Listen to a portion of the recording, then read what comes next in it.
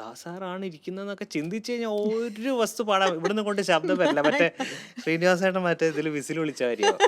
അപ്പൊ അതൊന്നും ചിന്തിക്കാതെ നമ്മളിങ്ങനെ ഇരുന്ന് അതങ്ങനെ മുന്നിൽ ആരോ ഇരിക്കണമെന്നുള്ള രീതിയിൽ.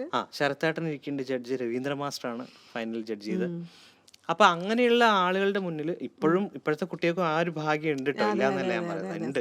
പക്ഷെ ഈ ഓഡിയൻസിനായിട്ടുള്ള ഒരു ഇന്ററാക്ഷൻ അന്ന് ഞങ്ങൾക്ക് ഇതിലൂടെ കിട്ടി. കിട്ടി. അപ്പോൾ അത് ഭാവിയിൽ ഒരുപാട് ഹെൽപ്പ് ഹെൽപ്പ് ചെയ്യും.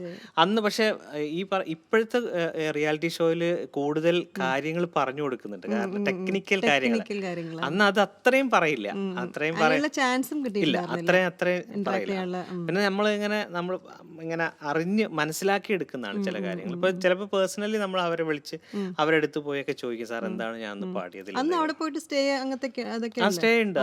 പക്ഷെ ഗ്രൂമിങ് അങ്ങനത്തെ പരിപാടിയൊന്നുമില്ല. ഗ്രൂമിംഗ് ഒക്കെ നമ്മൾ തന്നെ ആദ്യം പ്രാക്ടീസ് മാത്രം. ഐ മീൻ ഈ ഓർക്കസ്ട്രയുടെ കൂടെ ഒരു പ്രാക്ടീസ് ഉണ്ടാവും, 1-2 പ്രാക്ടീസ് ഉണ്ടാവും, അത് മാത്രം. അത് കഴിഞ്ഞ് പിന്നെ സ്റ്റേജിൽ പെർഫോം.